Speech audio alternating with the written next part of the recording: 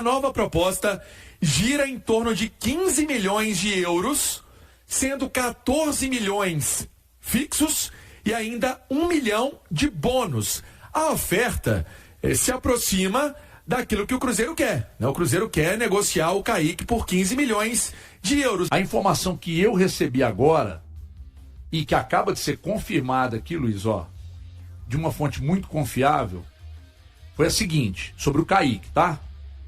Como que você está falando, né? Tá aqui, como não fez essa proposta. Fez lá atrás de 12 milhões, recusamos e ficaram de mandar outra, mas ainda não fizeram. A forma de pagamento que o Como propôs era muito ruim. Ponto. Aí eu insisti aqui, tem gente de lá mexendo, falando e tal. Aí disse aqui, chegou a de 12, mas não foi agora, foi anteriormente. Se vão fazer outra, não sei. Foi o que me acabou de chegar aqui. Então essas 15 até agora não então, tem no Cruzeiro aqui, acabaram de me falar que ele fez a proposta de 12 lá atrás. Quando é que foi, hein, Cocó? Foi no começo do ano. Logo no comecinho. Foi 2 semanas antes do Spindle vir aqui. Então, é verdade. Tanto que o Spindle tocou no assunto aqui. É que a família foi importante para deixar ele aqui. Nós questionamos, vocês iam vender os 2 laterais e tal. Então, reafirmando, uma pessoa do Cruzeiro acabou de mandar aqui. Chegou a de 12 lá atrás, no início do ano, e agora não chegou. Se vão fazer outra, não sabemos. Então, é a informação atualizada que chegou aqui. Pois é, vamos esperar para ver o que rola aqui. Tem, inclusive, até atualização com relação ao mercado, né? Então vamos lá, o pessoal tá agora curioso. Futebol russo, Krasnodar chegando mais forte ou tentando algo mais pesado com o Christian. Nesse primeiro momento, o que teve de oferta para a contratação do Christian não agradou a diretoria do Cruzeiro, algo na casa de 7 milhões de dólares, né, para tentar tirar o Christian do Cruzeiro. O Christian está muito bem no Cruzeiro, ele já falou sobre isso, né, não tem uma vontade nesse primeiro momento de sair. A gente sabe como o futebol russo não é muito bem visto, né, pelos jogadores aqui do Brasil, e o Christian vivendo um excelente momento, né, artilheiro do Cruzeiro no Campeonato Brasileiro, é um cara de destaque desse Cruzeiro de 2026. Ele ganha esse destaque com o Leonardo Jardim ano passado, e ao contrário de alguns que a gente imaginava que pudesse evoluir em 2026, como Caio Jorge, por exemplo, a gente imaginava que pudesse evoluir, Fabrício Bruno, tem essa queda de rendimento, e é claro que pesa muito a parte física, mas eles têm essa queda de rendimento. O Christian, ao contrário, ele segue nessa toada, pelo contrário, né? Ele vai até evoluindo e participando sempre dos gols, seja com assistência, seja com gol também. Então, até por isso, a proposta acontecendo, a informação parte do Samuel, o Samuca TV e o pessoal do Central da Toca. A gente tem também a confirmação com relação à notícia, mas num primeiro momento essa oferta que partiu do futebol russo não agradou, então não deve caminhar pelo menos dentro desses moldes que chegaram nessa primeira oferta que foi realizada pelo Krasnodar, né? Então é uma ideia de reforçar o clube russo, e o Cruzeiro é sim um dos clubes que tem essa mira do futebol europeu, pelo que fez no ano passado, que ele começa a fazer. É um time de uma média de idade muito baixa, né? O Cruzeiro tem uma média de idade de 25, 26 anos, né? Então desperta o interesse do futebol europeu por conta dessa possibilidade de crescimento, e é exatamente nessa margem de crescimento aí que o futebol europeu quer atacar, para poder trazer jogadores que já se firmaram como titular, já foram provados. É o caso do Christian, né, por exemplo, além desses outros que a gente citou. Dá pra gente citar também do que o Cruzeiro tem no mercado, né, e a gente deve ter perguntas aí do pessoal do chat com relação a esses nomes que a gente já falava da semana passada, né. Por exemplo, o Igor Júlio, o zagueiro do futebol inglês, já se declarou cruzeirense. O negócio deu uma esfriada, não tem nenhuma evolução nesse sentido. Não, e o Pedro falou que eles não iriam fazer outra proposta. Pedro não gosta de leilão, gente. Não gosta. Pois é, então tinha feito uma primeira proposta que não foi, que foi rejeitada no primeiro momento, né? E aí o Cruzeiro acaba não caminhando para uma segunda proposta, e por enquanto tá nisso. O Gregory, que também era um nome muito bem cotado para poder vir para o Cruzeiro, seria um pedido do Arthur Jorge. A tendência é que ele possa ficar no Catar, que não venha nesse primeiro momento. O Al Rayyan dificulta a saída dele, então não deve ter nesse primeiro momento aí esse contato, e não sei se vai evoluir para que possa acontecer. é o que tem, pelo menos de momento, nesse... E o Jonathan Jesus? Tô vendo aqui muita gente perguntando do Jonathan. Então, o Jonathan Jesus teve uma primeira sondagem, a oferta, a proposta oficial não chegou a acontecer, teve a sondagem, mas como acontece, sondagem aos montes, né? O Colombo citou aqui, o Atlético fez e vai fazer outras várias, o Cruzeiro fez e vai fazer outras várias, mas a proposta oficial para o Jonathan não aconteceu. É também um desses caras que tem o mercado de olho no futebol dele, pelo que fez pelo Cruzeiro, muito novo, né? E o crescimento que tem agora, é bom a gente lembrar, ele não começa o ano como titular, né? Ele se firma como titular com o Arthur Jorge, e por isso, até por essa sequência de ritmo, de jogo, ele acaba se destacando. Para mim, hoje, ele tem um 2026 melhor até do que o do Fabrício Bruno. Muito melhor. Então, muito por melhor. isso até ele se destaca. Mas nesse momento, não tem uma proposta oficial para o Jonathan Jesus para que ele possa sair. Com relação às contratações, já citei algumas que esfriaram. Por outro lado, o Cruzeiro, assim como tinha no Rojas essa vontade, esse desejo de trazer o lateral esquerdo, era um desejo do Cruzeiro, é um desejo do Cruzeiro também atacar esse ponta, né? Que falta ainda para o elenco do Cruzeiro. E o Gabriel Peck pelo menos por enquanto, esse nome, né? Ele trabalha com uma proposta para poder tirar ele do Galaxy.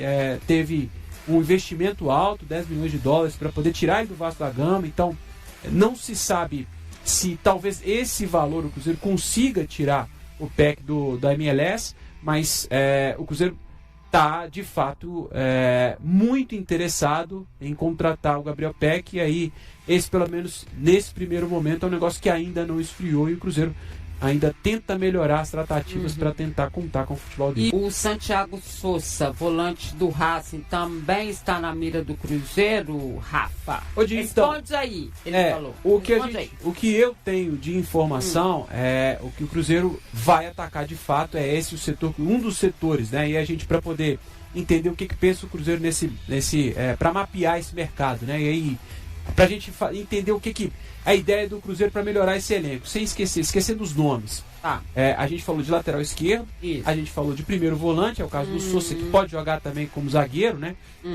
A gente falou de zagueiro e de ponta. Eu acho que é aí que o Cruzeiro vai trabalhar, dentro do que a gente já falava, são as 4 posições que o Cruzeiro, acho, vai para o mercado. Com relação ao Sousa, eu não tenho a informação de que o Cruzeiro fez uma investida no Sousa, né? É claro que a sondagem, como a gente já disse aqui, ela acontece, mas com relação à oferta, à procura mais forte para tentar tirar o jogador do futebol argentino, pelo menos o que eu tenho de informação agora é não, e o Cruzeiro sabe que se insistir para tentar tirar o Sousa, terá que ser um investimento maior do que fez pelo Rojas, o capitão da equipe. E é muito bom de bola. Isso é muito bom. Você consegue imaginar um cenário onde o Romero seria reserva desse time? Não. Pois o Sousa colocaria isso em dúvida. Você acha? Com tudo que o Romero tem, até com o treinador, com o torcedor e tudo mais, o capitão da equipe e tudo mais, você acha que ele poderia colocar ele no banco? Sousa, sim. O Cruzeiro deve ser um dos vários brasileiros que estão procurando. É muito bom jogador. Muito bom Quantos anos que ele tem? Você deve ter uns 26 ou 27. Mas para jogar junto, seria para jogar junto com o Romero, não? Aí fica defensivo demais. Aí já é com o Rafa Nova, já não é a minha jurisdição. Aí você teria que mexer muito, né? Porque você não tem como você tirar o Gerson. Você teria que adiantar o Gerson. Adiantar o Gerson, você vai precisar mexer no posicionamento do Christian também. Acho que mexe muito no time. E aí, quando o Rafa fala, né, de mexer muito no time, ele mexeria com os dois, que pra mim foram os melhores jogadores nessa reta final.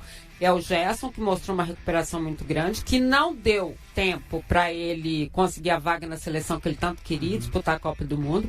E o Christian, gente, que é um jogador, assim, não dá para falar do Christian. Você sabe o Christian carregador de piano? O cara que ele tá em todas as posições, no meio, e daí ele aparece no defensivo, e daí ele faz gol, defende. É o cara, assim, mais... que se movimenta mais no Cruzeiro. É o caramelo. Hoje. Tá em todo lugar. É por isso que ele tem apelido. Não tem? Mas o apelido dele é esse mesmo, é caramelo. É caramelo. Então, assim, pra mim são os dois principais jogadores. Ele não mexeria nisso. A não ser que esteja acontecendo alguma coisa que a gente não saiba também. Não, duvido. Eu não acredito, mas pode ser até que nessa referência, né, essa questão da proposta da Rússia, do Krasnodar, o Cruzeiro tenha sido informado que pode não ser só ele, podem ter outras equipes interessadas nele. Lembrando, gente, que essa janela de transferência é a que mais mexe com o mercado, porque realmente é quando você está iniciando a temporada europeia. Por isso que ela mexe mais com o mercado. Agora, ninguém pode esquecer o seguinte... o Cruzeiro, ele está trabalhando para levar um grande título esse ano. Então, quando você trabalha para levar um grande título, e o grande título, todo mundo sabe, o sonho do Pedro, né? O que foi incutido na cabeça desses jogadores, os que estavam aqui o ano passado, os que continuam para esse ano, os que chegaram, é a Libertadores, todo mundo sabe disso. O ano passado ele falou abertamente que o sonho era a vaga na Libertadores. Vocês acham que o sonho era só a vaga? Não, a vaga você podia ter conseguido de várias formas. Ele quer disputar a Libertadores e quer ter a chance de vencer. E ele viu nessa primeira mostra de Libertadores que a coisa não vai ser fácil, né? Então não acho que vai haver assim tanta modificação desse jeito. Ao contrário, o que a gente ouviu, né, sempre ali, são reforços pontuais, nada para que chegue, né?